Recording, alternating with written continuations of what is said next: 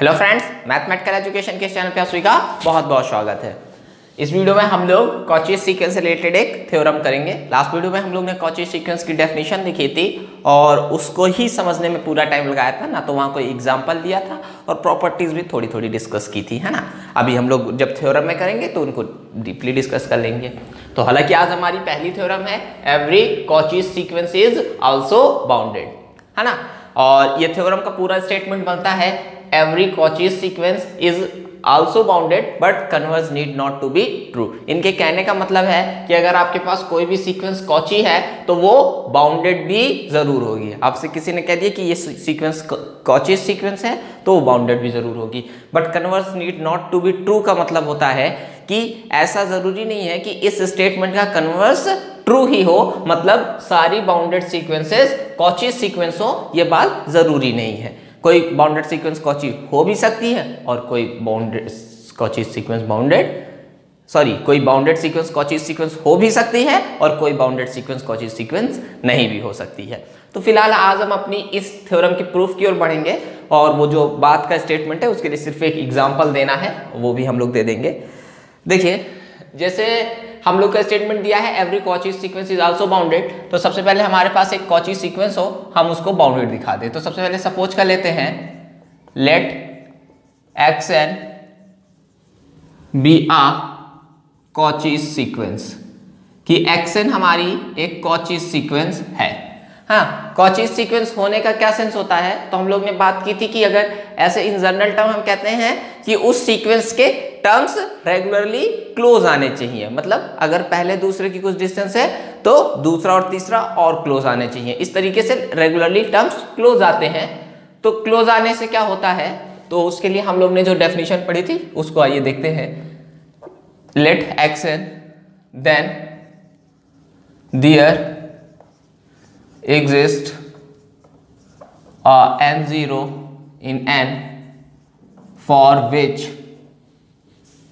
any nm is greater than or equal to n0 implies that xn minus xm is less than epsilon, where epsilon is any real number however small is possible, है ना। मतलब however small का हम लोग ने कल समझा था।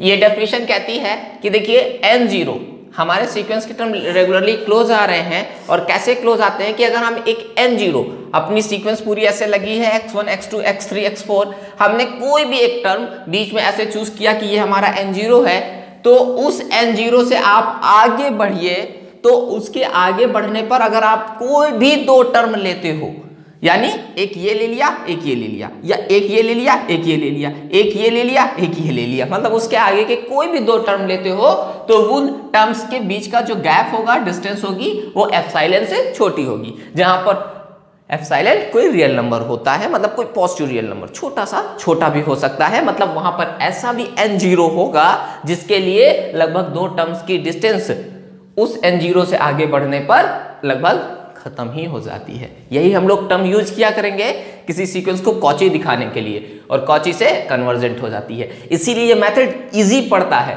कंपेयर टू द कन्वर्जेंस, क्योंकि कन्वर्जेंस के लिए आपके पास लिमिट होनी चाहिए और वो लिमिट आप जब निकालना ही होता तो निकाल ही लेते, फिर इस थ्योरम का यूज ही क्यों करते, है ना। तो यहां पर इतना हो गया, है ना। तो अब हम लोग क्या करते हैं कि ये देखिए nm के बारे में हमें इंफॉर्मेशन है कि nm सिर्फ n0 से बड़े होने चाहिए और एप्सिलॉन कोई भी रियल वैल्यू हो, है ना। तो हम लोग इनको सपोज कर लेते हैं। देखिए, आप ऐसे भी इनका प्रूफ कर सकते हैं, ऐसा नहीं है कि आप इनको ऐसे प्रूफ नहीं कर सकते, ऐसे भी ये थ्योरम प्रूफ हो जाएगी। आप एप्सिलॉन ही लेके चलिए, लेकिन अलग ले लेंगे, थोड़ा सिंपल पड़ेगा और समझ में इजीली आएगा। अगर आप एप्सिलॉन ही लेके चलेंगे तो आपके माइंड में कंफ्यूजन आ सकता है ना।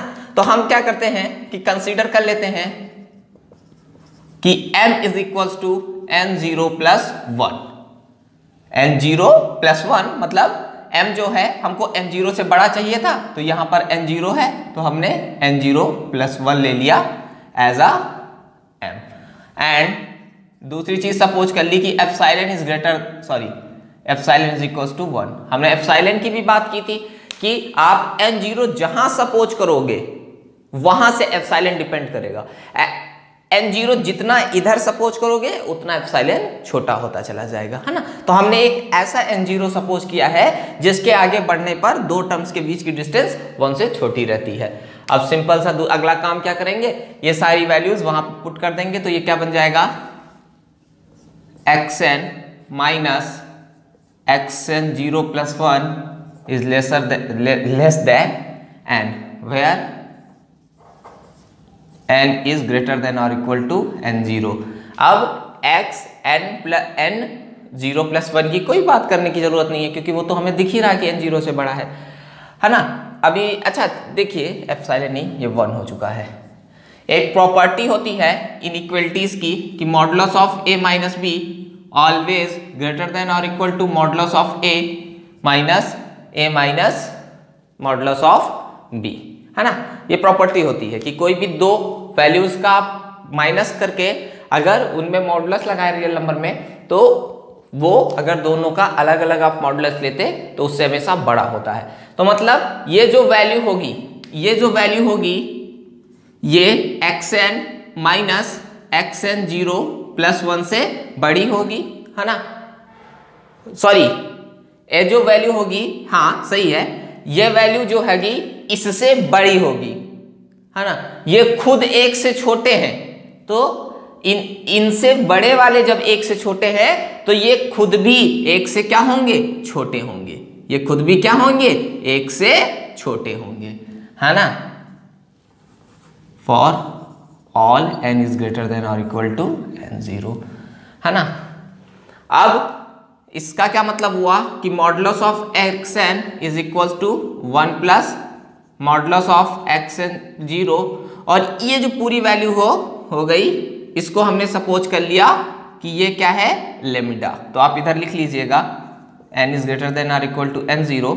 हमने किसको 1 plus modulus of xn0 + 1 is equal to lambda suppose कर लिया। आप यही लिखिएगा, उसे रफ में लिखने की जरूरत नहीं है। तो इससे हमें क्या पता चल गया कि xn is less then lambda. अच्छा देखिए, modulus of xn is less then lambda for all n is greater than और इक्वल टू n0। अच्छा यहां से एक बात और समझिएगा, हमें हर एक कॉची सीक्वेंस को बाउंडेड दिखाना है। बाउंडेड का सेंस क्या होता है कि कोई भी ऐसा सीक्वेंस जहां पर लोअर बाउंड भी एग्जिस्ट करे और अपर बाउंड भी एग्जिस्ट करे। मतलब हमारा पूरा का पूरा सीक्वेंस दो वैल्यूज के बीच में हो, एक लोअर बाउंड जिससे सारी वैल्यूज बड़ी हो, एक अपर बाउंड जिससे सारी वैल्यूज छोटी हो। तो बाउंडेड दिखाने के लिए हमें लोअर बाउंड अपर बाउंड दोनों चीज ना दिखाना पड़े, उससे अच्छा सिंपल तरीका होता है कि आप दिखा दो कि हमारे सीक्वेंस के सभी वैल्यूज का मॉडुलस वैल्यू एक फिक्स वैल्यू से छोटी है।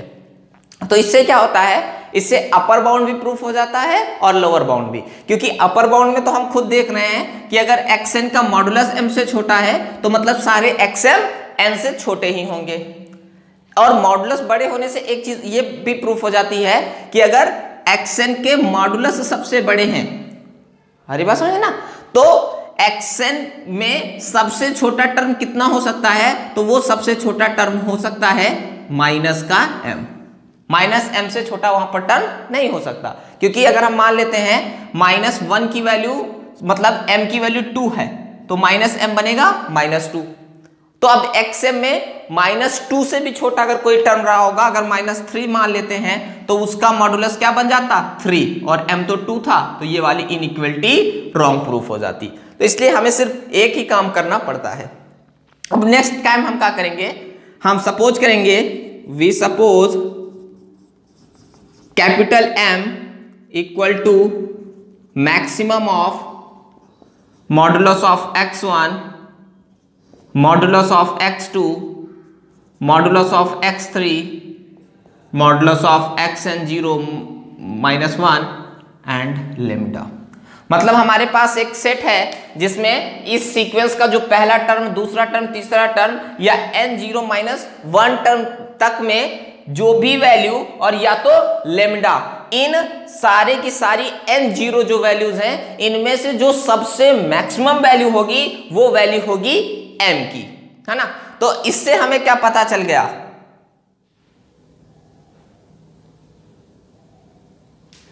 इससे हमें क्या पता चल गया, देखो इससे हमें ये पता चल गया, पहली चीज तो ये पता चल गई कि जो लेमिडा होगा, जो लेमिडा है ना, देखो इस सेट का सबसे मैक्सिमम अगर हम वैल्यू ले रहे हैं तो एक काम हो सकता है कि ये लेमिडा ही सिलेक्ट होके आ जाए, तो इसका क्या मतलब होगा, इसका मतलब होगा कि लेमिडा ही हमारा m बन जाएगा। उस केस में लेमिडा इज इक्वल टू क्या हो जाएगा, m हो जाएगी। आई बात समझ। अगर दूसरा केस क्या है कि लेमडा नहीं सिलेक्ट होके आता और कोई टर्म सिलेक्ट होके आता है, तो ये सेट की कंडीशन कहती है कि हमें मैक्स चाहिए, तो मतलब लेमडा पक्का उससे छोटा होगा, तो उस केस में हम क्या कहेंगे कि lambda is less then m। तो यहां से हम एक कंक्लूजन में पहुंचे कि लेमडा आइदर लेस देन और इक्वल टू m, लेकिन m से लेमडा बड़ा नहीं हो सकता। लेमडा m से छोटा, xn लेमडा से छोटा, तो इसका क्या मतलब हुआ कि इसका मतलब हुआ कि पहले, अच्छा पहले एक चीज और ले लेते हैं, इसको कंडीशन फर्स्ट, इसको कंडीशन सेकंड। अब ये चीज आ गई ना, तो हम लोग यहां पर लिख सकते हैं कि from condition second modulus of xn is less then m, क्योंकि लेमडा खुद m से छोटा है और ये लेमडा से भी छोटे हैं, तो मतलब ये और छोटे ही होंगे। ये काहे के लिए है, for n is greater than or equal to n0। और यहां पर क्या है कि अगर x, देखिए ये सारी वैल्यूज m से छोटी होंगी और या तो मैक्सिमम जो होगा वो बराबर हो सकता है m के, तो इसका क्या मतलब हुआ कि all xn is less than और equal to m for n is equal to 1 2 3 n0 minus 1, मतलब n की n0 माइनस 1 तक वैल्यू के लिए सारे xm m से छोटे हैं या तो बराबर होंगे, और n0 से बड़ी वैल्यूज के लिए xn का मॉडुलस m से छोटा है। तो अगर आप कंडीशन थर्ड और फोर्थ दोनों को कंबाइन कर देंगे तो आपको रिजल्ट क्या मिल जाएगा कि xn is less then m for all values of n in natural number, है ना। क्यों, क्योंकि अगर n0 से छोटा हुआ तब भी m बड़ा या बराबर, और अगर n0 से बड़ा हुआ तब तो पक्का ही छोटा होगा। तो इस तरीके से ये हमारी थ्योरम प्रूफ हो जाती है। हमने दिखा दिया कि हमारा xn एक का मॉडुलस एक फिक्स वैल्यू से हमेशा छोटा रहता है, तो ये हमारी थ्योरम प्रूफ हो जाती है। इक्वल भी हो सकता है, एक केस है ना ये इक्वल का, इक्वल हो सकता है किसी वैल्यू के लिए, है ना। तो ये हमने प्रूफ कर दिया कि वहां पर बाउंडेड होगा, लेकिन इसका कन्वर्स ट्रू होना कोई जरूरी नहीं है। क्यों नहीं जरूरी है, देखिए कोई सीक्वेंस होगा भी कि जो बाउंडेड हो तो कॉसी भी हो, लेकिन आप ये वाला सीक्वेंस देखिएगा, ये sequence 1 minus 1 plus 1 minus 1 plus 1 minus 1 plus 1, देखिए ये बाउंडेड है ना, -1 और 1 के बीच में बाउंडेड है, मतलब यहीं पे इसकी वैल्यू ऑसिलेट कर रही हैं, या फिर हम क्या है इन्हीं के बीच में लाई कर रही हैं। इससे बड़ी कोई वैल्यू नहीं है ना, और इससे छोटी कोई वैल्यू नहीं है। तो अभी इसका क्या सेंस हुआ कि ये बाउंडेड है, लेकिन ये क्या कॉची है, कॉची सीक्वेंस है नहीं है। क्यों, कॉची सीक्वेंस में टर्म्स पास आते हैं, यहाँ कभी पास आता है कभी दूर आता है, ये तो कन्वर्जेंट भी नहीं है, ये तो ऑसिलेट कर रहा है ना, तो ये कॉची सीक्वेंस नहीं है। तो इस तरीके से हमने दिखा दिया कि every Cauchy sequence is bounded but converge need not be true. ये काफी इंपॉर्टेंट थ्योरम है, तो इसका प्रूफ देख लीजिएगा। Thanks for watching.